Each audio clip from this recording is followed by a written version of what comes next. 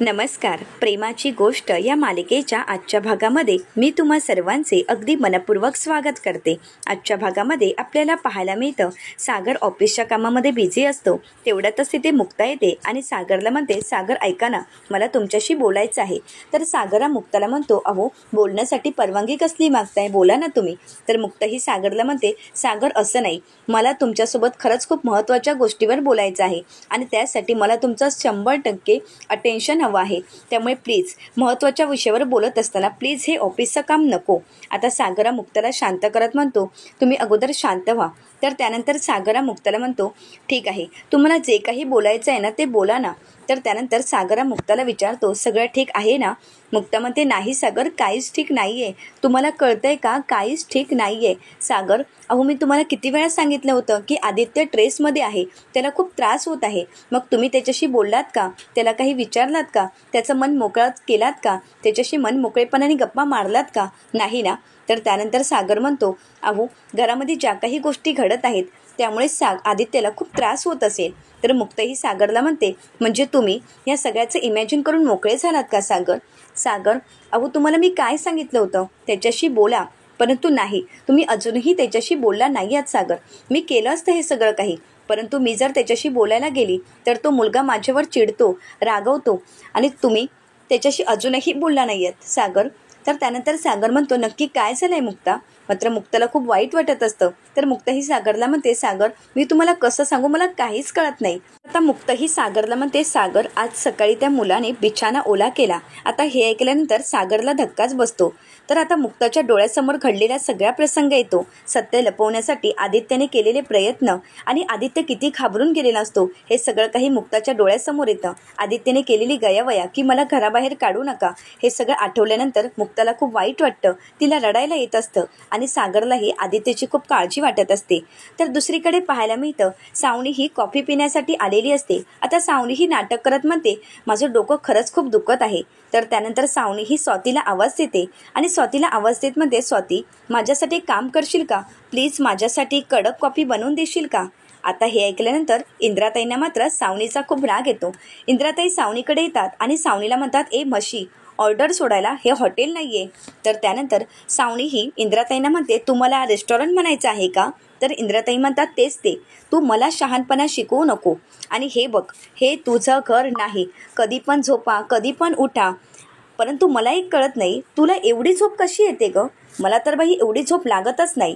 तर आता सावनी मात्र रागानेच इंद्राताईंकडे बघते आणि त्यानंतर इंद्राताईंना म्हणते, बरोबर आहे, तुम्हाला झोप लागणारच नाही, तुम्हाला झोप येणारच नाही. कारण कसं आहे ना, तुमचं वय झालं आहे त्यामुळे, आणि मी अजून यंग आहे आणि त्यामुळे माझ्या स्किनची काळजी मी अगदी व्यवस्थितपणे घेत असते आणि त्यासाठीच झोप महत्त्वाची असते. जास्त झोप खरंच खूप महत्त्वाची असते. परंतु आज जरा जास्तच झोप झाली. परंतु तसं पण लवकर उठून मी काय करणार होते, आदित्य शाळेत गेला आणि दुसरं माझ्याजवळ काहीच काम नाही आहे. त्यामुळे लवकर उठून तरी माझा काहीच उपयोग नाही आणि म्हणूनच मी लवकर उठले नाही. आता सावनीचं ते उत्तर ऐकून स्वाती ही इंद्राताईंना म्हणते, मम्मी ही अशी बोलत आहे जसं काय आदित्यच्या मागे पुढे हेच करत असते, आदित्यचा डबा हिनेच बनवून दिला आहे असंच ही बोलत आहे. तर त्यानंतर स्वाती ही सावनीला म्हणते, सईसोबत मुक्तानेच आदित्यचा डबा करून दिला आहे हे विसरू नकोस. तर आता सावनी ही स्वातीला म्हणते, स्वाती तुला कॉपी करून द्यायची नसेल तर देऊ नकोस, परंतु मुक्ताचं गुणगान गाऊ नकोस आणि मुक्ताची बरोबरी करू नकोस. मी नाही सांगितलं होतं तिला डबा करून द्यायला, तिलाच हौस असते पुढे पुढे करायची, परंतु एक दिवस तिची ही हौस मी चांगलीच उतरवणार आहे. आता मात्र इंद्राताईंना सावनीचा खूप राग आलेला असतो. इंद्राताई म्हणतात, हो का, परंतु तिची हौस तू उतरवणार आहेस का आणि आम्ही काय करणार आहोत, पॉपकॉर्न खात गप्पा बसणार आहोत का, तुझी ही मजा बघत बसणार आहोत का. माझ्या सुनेला नडायचं नाही. आजपर्यंत माझ्या सुनेला तू खूप त्रास दिलायस आणि तिने खूप सहन केलं आहे, परंतु आता मी तुला सांगून ठेवते, यापुढे तुझ्या मिजाज या घरात चालणार नाहीत. तुझ्या ज्या काही मिजाशा आहेत ना, ते या घराबाहेर आम्हाला दाखवू नकोस. आणि सावने एक गोष्ट कायम ध्यानात ठेवायची, हे घर माझं आहे आणि माझ्या घरात काही नियम आहेत. जेवणाच्या वेळी तुला जेवण मिळणार, चहाच्या वेळी तुला चहा मिळणार, परंतु कुठल्याही वेळी काहीही तुला मिळणार नाही. तू कधीही येशील आणि काहीही मागशील तर तसं चालणार नाही, कारण आम्हाला सुद्धा बरीच कामं असतात.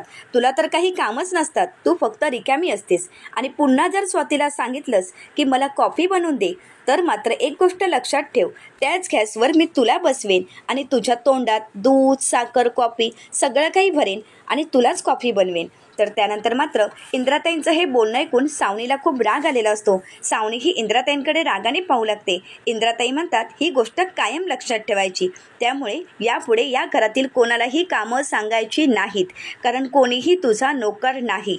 आता मात्र सावनीला खूप राग आलेला असतो. दुसरीकडे पाहायला मिळतं, मुक्ताही सागरला म्हणते, सागर हे बघा, एकट्याने सगळं काही आवरून ठेवलं आहे. बाथरूममध्ये कडी लावून चादर धुवत होता. तो खूप घाबरला आहे आदित्य. तो एवढा घाबरला आहे की त्याला वाटत असतं की आपल्याला जर हे सत्य कळालं तर आपण त्याला घराबाहेर काढू. काय ही भीती सागर? आपण खरंच कुठेतरी कमी पडतोय का? त्याला आपल्याबद्दल एवढी भीती का वाटत आहे? सागर, आपल्याबद्दल त्याला अशी भीती वाटायला नको. त्याला आपल्याबद्दल प्रेम वाटायला हवं. तर आता सागरलाही मुक्ताचं म्हणणं पटत असतं. सागर हा मुक्ताला म्हणतो की हे खरंच खूप चुकीचं आहे.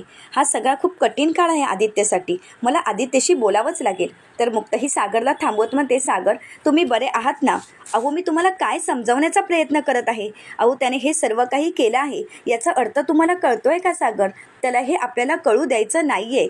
आणि जर तुम्ही आता त्याला विचारायला गेलात, तुम्ही त्याच्याशी बोललात, तर तो चिडेल. त्याला वाटेल की तुम्ही जाब विचारत आहात. सागर, आपल्याला हे सगळं काही शांतपणे हँडल करावं लागेल सागर. तर सागरलाही मुक्ताचं म्हणणं पटतं. सागर म्हणतो, मग काय करायचं आहे? मुक्ता म्हणते, त्याचाच तर मी विचार करत आहे ना. मला आदित्यची खरंच खूप काळजी वाटत आहे. आदित्य अजून वयाने खूप लहान आहे आणि म्हणूनच आदित्यला आपणच समजून घ्यायला हवं. तर त्यानंतर मुक्ताही सागरला म्हणते, सागर काय असतं ना, लहान मूल भीतीशी फाईट करत असेल तर तेच विचार 24 तास पाठलाग करत असतात. झोपताना तेच विचार उराशी घेऊन मुलं झोपत असतात आणि तेच विचार त्यांच्या स्वप्नात दिसू लागतात आणि म्हणूनच मुलं घाबरतात, दचकून उठतात आणि काही वेळा बिछानाही ओला करतात. सागर, हे सगळं काही मला आईकडूनच कळालं आहे, कारण आई जेव्हा काउन्सिलिंग करायची तेव्हा हे सगळं काही मी ऐकलं आहे. परंतु सागर, यातून चांगली गोष्ट काय आहे माहीत आहे का?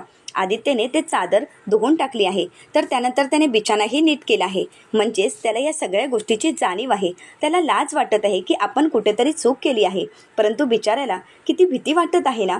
तर त्यानंतर सागर म्हणू लागतो, मुक्ता, मला सगळं काही मान्य आहे. तुम्ही जे काही बोलत आहात ते सगळं काही मला पटत आहे, परंतु मला आता एक सांगा, पालक म्हणून आपण काय केलं पाहिजे? तर त्यानंतर मुक्ताही सागरला समजावत म्हणते, सागर तुम्ही शांत व्हा, तुम्ही एवढा विचार करू नका. परंतु एक गोष्ट मात्र नक्की, पालक म्हणून आपण हे सगळं काही सत्य स्वीकारायला हवं. न रागवता, न चिडता या सगळ्या सत्याचा स्वीकार करायला हवा. आपण हे ठरवून टाकायला हवं की कुठेतरी मुलांचीही चूक होते, तरीसुद्धा आपण त्यांना समजून घ्यायला हवं. तर मुक्ताही सागरला शांत करत म्हणते, सागर मी जे सांगत आहे ते तुम्हाला करावं लागेल. तुम्ही मनाशी ठरवा की यापुढे 10 मिनिटं रात्री झोपायच्या अगोदर तुम्ही आदित्यशी बोलाल. दिवसभरात जे काही घडलं आहे ते त्याला विचाराल. त्याची आवडती गाणी लावाल, म्हणजे त्यालाही खूप बरं वाटेल. कधी कधी सई आणि आदित्यला एकत्र झोपू द्यावं, म्हणजे त्यांच्या या लहान वयात त्यांना एकमेकांशी गप्पा मारता येतील. पालक म्हणून कधीतरी तुम्ही त्या दोघांना कुशीत घ्या, म्हणजे त्यांना आधार वाटेल. एखाद्या दिवशी आपण सर्वजण ठरवून एकत्र झोपू, हॉलमध्ये गप्पा मारत झोपू, म्हणजे त्याला कुटुंब आपल्याबरोबर आहे याची जाणीव होईल. त्याला कळेल की आपलं घर, आपलं कुटुंब आपल्यासोबत आहे. तर कधी कधी आपल्या ह्या घरातील काही 4 वस्तू आणण्यासाठी आदित्यला आपण घेऊन जायला हवं, म्हणजे आदित्यला कळेल की या घरामध्ये त्याचाही सहभाग आहे. त्याला आपण दाखवून द्यायला हवं की हे घरही तुझंच आहे, तरच त्याला कुठेतरी आपलं हे घर वाटू लागेल. मुलांना काय हवं असतं सागर? ओंजळभर माया त्यांना पुरेशी असते आणि तीच तर ओंजळभर माया आपल्याला आदित्यला द्यायची आहे. तर सागरा मुक्ताला विचारतो, परंतु या सगळ्याची सुरुवात कुठून करायची? तर मुक्ताही विचार करू लागते. तर दुसरीकडे पाहायला मिळतं, इंद्राताई सावनीला म्हणतात, काय ग, तू स्वतःला महाराणी समजतेस का? 24 तास तुझ्या सेवेला आम्ही हजर राहायला हवं असंच तुला वाटत आहे का? परंतु हे माझं घर आहे, त्यामुळे मिळेल ते खायचं.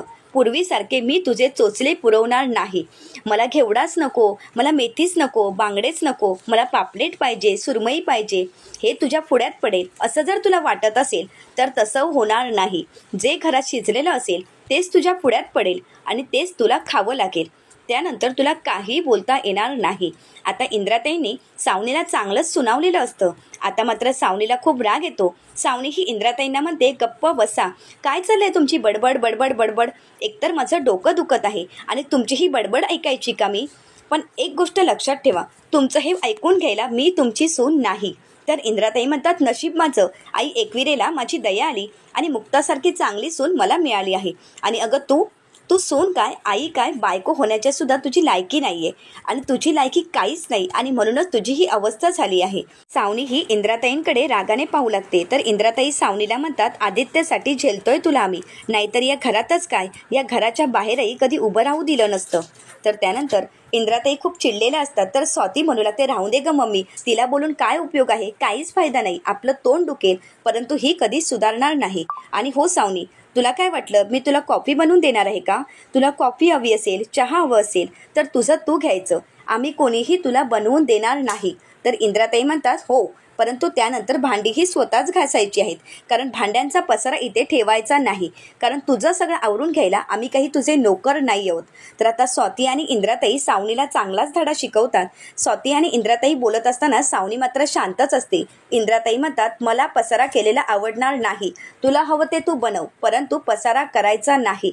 तर स्वाती आता इंद्राताईंना शांत करते आणि म्हणू लागते, सोड ग मम्मी, तिच्याशी बोलून काहीच फायदा नाही, तू चल. असं म्हणत स्वाती ही इंद्राताईंना तिथून घेऊन जाते. तर आता सावनी ही मनाशीच म्हणते, माझं लग्न मोडून माझ्यावर उपकार केल्यासारखं तुम्ही माझ्याशी बोलत आहात.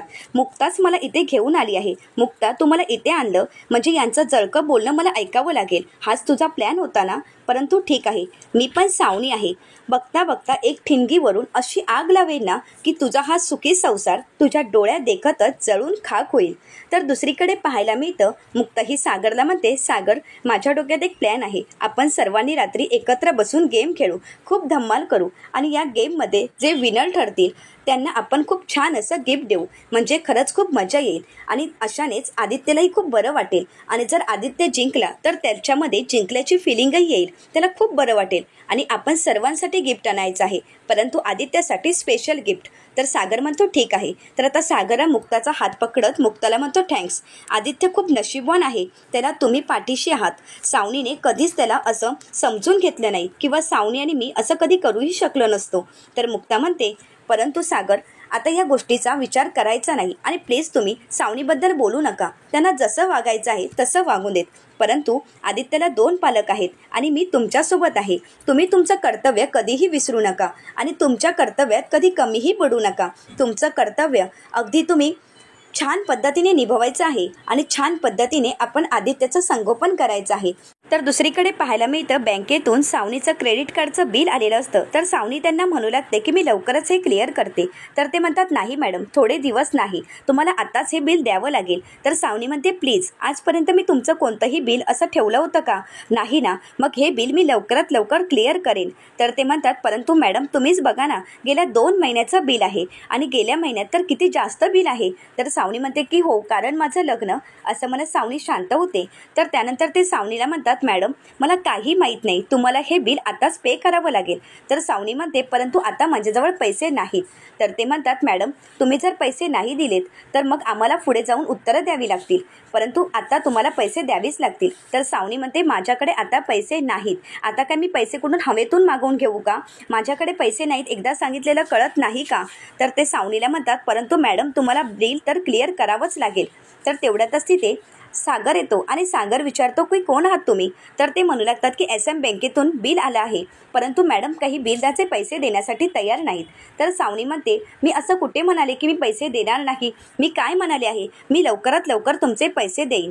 तर त्यानंतर ते म्हणू लागतात, मॅडम अहो खोटं का बोलत आहात, एवढं मोठं घर आहे तुमचं आणि तरीसुद्धा पैसे नाही म्हणत आहात.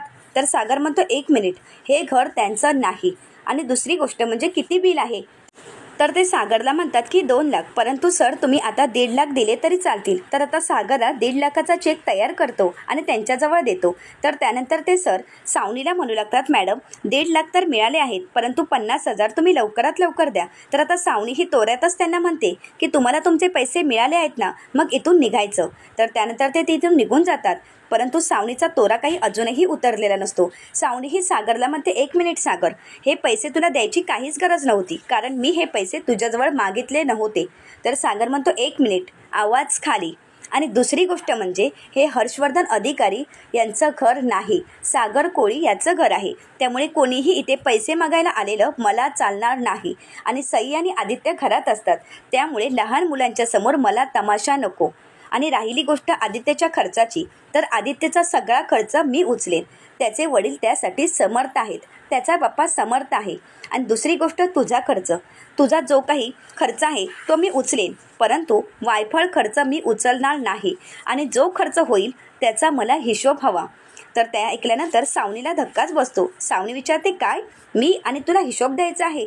तर सागर म्हणतो की हो, तुझ्या वायफळ खर्चासाठी हे सगळं काही वैभव मी उभं केलं नाही. आणि सावनी एक गोष्ट लक्षात ठेवायची, आदित्यसाठी मी तुला या घरामध्ये राहायची परवानगी दिली आहे, त्यामुळे तुझी लायकी तू विसरू नकोस. तर सावनी म्हणते, लायकी तर तू विसरत आहेस सागर, तेव्हा सुद्धा हवे तसे पैसे खर्च करायला मला तू कधी दिलेच नाहीस. आणि आता बोलत आहेस का? तेव्हा सुद्धा तुझ्या आईला खर्चाचा हिशोब द्यावा लागायचा. आणि आता सुद्धा तुझ्याजवळ पैसा आहे, परंतु खर्च तुला करताच येत नाही. आणि आता सुद्धा अगदी टिपिकल सारखाच वागत आहेस. मिडल क्लास फॅमिली, तुम्हाला कधी पैसा खर्च करायचा माहीतच नाही. तेवढ्यातच तिथे मुक्ता येते आणि सागरला म्हणते, सागर तुम्ही अजून इथेच आहात का? मला मार्केटमध्ये सोडाल का? तर सागर म्हणतो ठीक आहे. तर मुक्ता ही सागरला म्हणते की ठरवलं तसं सगळी काही मला शॉपिंग करायची आहे. तर आता सागर हा सावनीच्या समोरच मुक्ताच्या हातात क्रेडिट कार्ड देतो आणि मुक्ताला म्हणतो, हे घ्या. तर मुक्ता म्हणते, नाही माझ्याजवळ पैसे आहेत. तर सागर म्हणतो, नाही, आजचा सगळा खर्च यातूनच करायचा आहे. आता मात्र सावनीचा खूप जळफळाट होतो. मुक्ता म्हणते ठीक आहे. तर आता मुक्ता आणि सागर तिथून निघालेले असतात. आता मात्र सावनीला खूप राग येतो. सावनी ही मनाशीच म्हणते, मुक्ता, हर्ष आणि माझं लग्न झालं असतं तर असंच कार्ड हर्षने मला दिलं असतं. हवा तेवढा खर्च मला करायला मिळाला असता. हवी तेवढी शॉपिंग मी मनासारखी केली असती. मी सुखाने शॉपिंग करू शकली असते, परंतु नाही, माझा सगळा प्लॅन फ्लॉप झाला. आणि ह्या सगळ्याला तू जबाबदार आहेस. माझ्या सगळ्या आयुष्याची तू माती केली आहेस. परंतु बघ, सागरच्या पैशावर फक्त तुझाच हक्क नाही, मी सई आणि आदित्यची आई आहे. त्यामुळे माझा हक्क मी मिळवणारच. आणि जर माझा हक्क मला मिळाला नाही तर तो मी हिसकावून घेणार आहे. आणि हिसकावून कसा घ्यायचा हे मला चांगलंच माहीत आहे.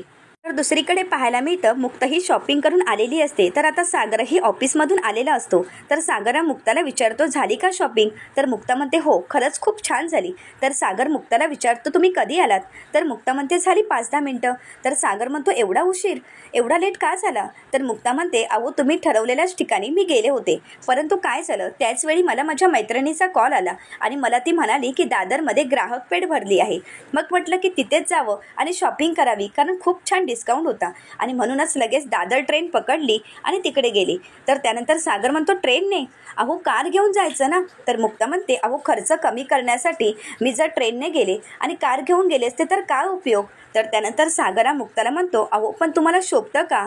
तुम्ही तर एक नावाजलेले डॉक्टर आहात आणि त्या पलीकडेही जाऊन एका मोठ्या कंपनीच्या सीईओची बायको आहात. तर मुक्ता म्हणते, हो मग काय झालं? तर सागर म्हणतो, जुहूवरून दादरला तुम्ही असे गेला आहात? तर त्यानंतर मुक्ता म्हणते, अहो आपण श्रीमंत झालो म्हणून गहू आणि तांदूळ सोन्याचे तर खात नाही ना. अहो आपण कितीही श्रीमंत झालो तरी पैशाची किंमत आपल्याला असायला हवी. तर सागर म्हणतो, हो ठीक आहे, मग मला सांगा या सगळ्यातून तुम्ही किती पैसे वाचवले? तर मुक्ता म्हणते, 350 ते 400. तर सागर म्हणतो, एवढे? तर मुक्ता म्हणते, 1 मिनिट, हे सगळं काही तुम्ही मुद्दाम म्हणून बोलत आहात ना?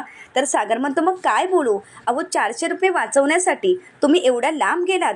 तर मुक्ता म्हणते, सागर 1 मिनिट, हे 400 रुपये जेव्हा तुम्ही कंपनीचे सीईओ नव्हता तेव्हा मात्र त्याची किंमत होतीच ना. अहो मम्मीने एक एक पैसा तांदळामध्ये साठवून तुम्हा 4 मुलांना शिक्षण दिलं असेल, एवढं मात्र नक्कीच ना. तर सागर म्हणतो, हो. तर त्यानंतर मुक्ताही म्हणते की तुम्ही असाल सीईओ, परंतु पैसे कसे उधळायचे हे तुम्हाला खरंच कळत नाही. आणि एक गोष्ट लक्षात ठेवा, तसंही तुमचे पैसे माझे पैसे असं कधी आहे का? अहो आपल्याला 400 रुपये क्रेडिटमध्ये राहिले तर ते तुमच्या मेहनतीचे आहेत आणि ते 400 रुपये तुमच्या मेहनतीचे आहेत आणि म्हणूनच मला त्या पैशांची किंमत आहे. सागर आता मुक्ताचं बोलणं ऐकून मनाशीच म्हणतो, किती फरक आहे सावनीमध्ये आणि मुक्तामध्ये. मुक्तांना पैशाची किंमत आहे, पैसा कसा वापरायचा हे मुक्तांना चांगल्याच पद्धतीने माहीत असतं, परंतु सावनी, तिला तर खर्चाशिवाय दुसरं काही येतच नाही. तर पुढील भागामध्ये आपल्याला पाहायला मिळतं, मुक्ता ही सागरचा फोटो पाहत सागरला म्हणते, सागर तुमच्या मुक्ताला व्यक्त व्हायचं आहे. सागर तुमच्या मुक्ताला तुमच्यासमोर प्रेम व्यक्त करायचं आहे. असं म्हणत मुक्ता ही आरशासमोर उभी राहते आणि सागर आय लव्ह असं म्हणत ती मागे वळते आणि यू म्हणणार तेवढ्यातच तिथे समोर आदित्य उभा असतो. आता आदित्यच्या हातामध्ये जादूची पिगी बँक असते. आता आदित्य मुक्ताला रिक्वेस्ट करत म्हणतो की माझे पप्पा मला परत द्या, आमचं नातं तोडू नका. आता आदित्यचे हे शब्द ऐकून मुक्ताला खूप वाईट वाटतं आणि नकळतपणे मुक्ताच्या हातून सागर आणि तिचा फोटो खाली पडतो आणि त्या फोटोला तडा जातो. तर आदित्यचं बोलणं ऐकून मुक्ताला खूप वाईट वाटत असतं. मुक्ता ही आदित्यकडे पाहत असते. आता मुक्ता ही आदित्यच्या बाबतीमध्ये काय निर्णय घेईल हे पाहणं अतिशय रंजक ठरेल. यासाठी चॅनलला नक्कीच सबस्क्राईब करा. आजचा व्हिडिओ जर तुम्हाला आवडला असेल तर व्हिडिओला लाईक करायला विसरू नका. धन्यवाद.